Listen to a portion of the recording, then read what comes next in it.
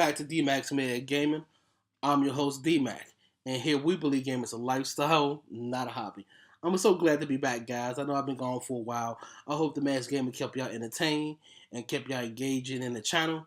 But I'm back now, and I want to talk about something that's been all over the web, all over social media. When are we going to be hearing about the PlayStation 5? Because one of the heads of Sony, John Kotaku, was talking about that the PlayStation 4 is coming to its end of its life cycle. And for those who haven't lived through console life cycles, don't know the average life cycle of a console, let me go ahead and break it down for you. The average life cycle of a console is 5 years. The only reason why the 360 and the PlayStation 3 went for 8 years is because of the depression that we was in during that console lifespan. And this is the reason why we didn't receive the PlayStation 4 or the Xbox One until 2013.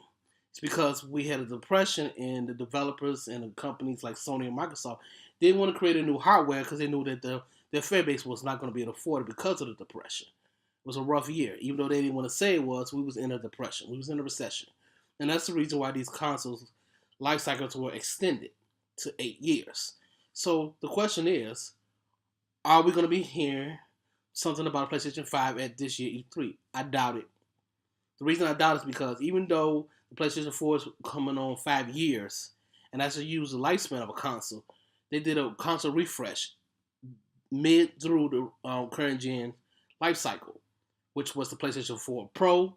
Microsoft did it twice with the Xbox One S and Xbox One X. So I don't think we'll be hearing about any new consoles for the next couple of years. They got to give them consoles time to be on the market for a while.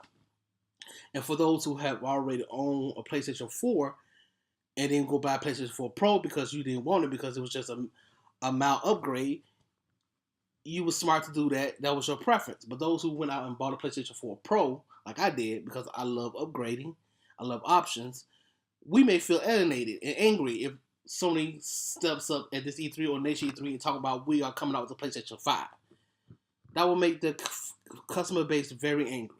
And Sony knows better. Sony's not that stupid. Sony knows what they're doing. They've been in this business for a long time. I mean, the PlayStation's their bread and butter. It brings in a lot of their revenue. They're not going to jeopardize that by coming out with a new console. For those who are out there waiting for a new console, you guys need to chill out and let the PlayStation 4 Pro at least have another couple years before we see a new console. Now, my prediction is in the year probably 2020 or 2021, we'll be seeing the PlayStation 5 because that would make it where the PlayStation 4 Pro is 5 or 6 years old.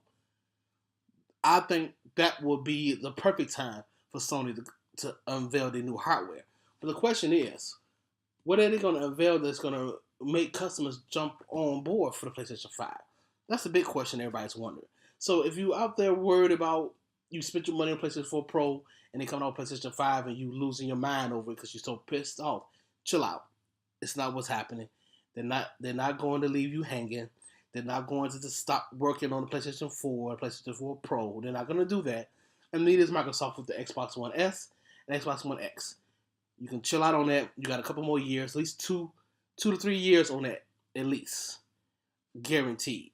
Because even though the PlayStation 4 and Xbox One is coming to this 5-year life cycle, they have console refreshes mid through the console's life cycle. So that's going to extend the console lifespan even longer because they came out with console refreshes, upgrades of the current console that you're playing now. Minor tweaks to the console that you already have for a little bit more money. And because of that, they have to extend the life cycle a little bit longer because people went out and bought these new current gen refreshes. And this is the reason why I don't think we're going to be hearing anything about the PlayStation 4 being discontinued and it coming out with a PlayStation 5 because of the PlayStation 4 Pro. And I know what you guys are going to say. Well, the PlayStation 4 Pro don't do that much better, don't do no more better than the PlayStation 4. Yes, there's some subtle differences in the PlayStation 4 Pro, than the PlayStation 4. I do understand that. But for gamers that love upgrades and more options, it's a great price, right? Especially when you're in the market for a new console and you're a Sony fan.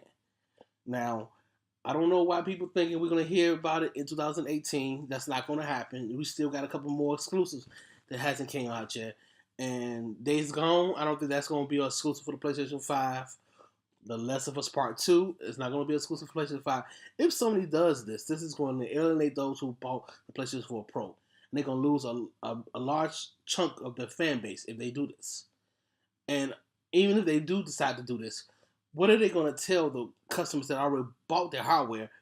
I'm sorry that you bought this hardware, but this hardware is much better. And we'll give you some incentive to buy this hardware.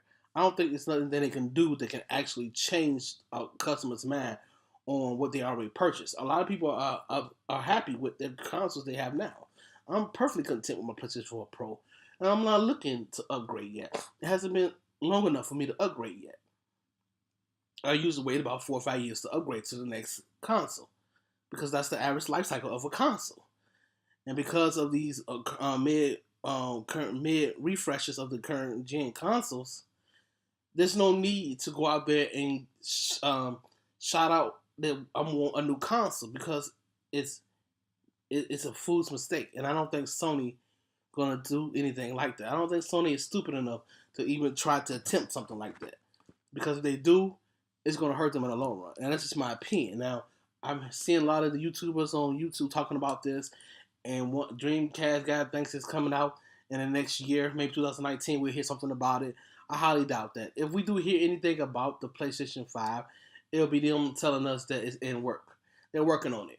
And then you have another year or two before they come out with it.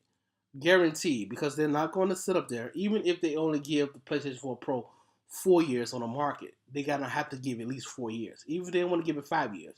Because giving it 5 years will make the PlayStation 4 console last for 10 years. I don't think they're going to go that far. But I do know that they're going to at least give that console another year or two. So we're looking at maybe 8-9 years for the console, PlayStation 4 in general, and about 3 or 4 years for the PlayStation 4 Pro. And I think that's a long enough time for people to get their money's worth for their PlayStation 4 Pro. I mean, I just think that would be the most logical stand that Sony can make, and the most business practice stand they can make as well, because anything else is going to hurt their numbers in the long run. And the only reason they're talking about this is because the sales for the units have been dropping. Now, and I think 2017 they sold over 19 million units, and I think it's down to they predict this year by March 2018 they're gonna sell maybe 13 million units. That's still good for a console that's been on the market for as long as it has. And I don't think Sony's going to sit up there and kind of jinx that. I don't see it happening, and that's just my opinion. Now I could be wrong, guys. I mean, I'm not a genius. I can't see the future. I don't think they're going to, because it would be a bad business move on their part, and it's going to anger a lot of their fan base, and they don't want to anger their fan base because that's where their revenue comes from. Now, if they do this, they're going to have something that blows people's minds, where they're going oh, well, I think that would be worth putting a little bit more extra money down. I'll trade in my own PlayStation 4 Pro and upgrade to the PlayStation 5. I think that's the only thing that they have to give a really great incentive, something that blows our minds, something they have never done before, in order to get us to even think about purchasing this new hardware if they come out with it earlier than 2020, 2021. I mean, that's my opinion. I highly doubt that they're going to be fools on that. But who knows? I could be wrong. I'm just one man giving my opinion. But I'd love to know your guys' thought in the comment section below. Do you think we're going to be hearing about the PlayStation 5 at this E3 or 2019? Are you on board with Dreamcast guy and other gamers out there in the game YouTube community talking about we're going to be hearing about it in the next year or so? Or do you think we're going to be hearing about it, but we're not going to see it to about 2020, 2021? I'd love to know your guys' thought in the comment section below. And as always, thank you for staying to the end of the video. You know I appreciate you. Hit that like button if you like content like this. Make sure you hit that notification bell and that subscribe button to be notified when I upload more videos. My name is Dmac. You've been watching Dmac Mad Gaming. And as always, keep gaming.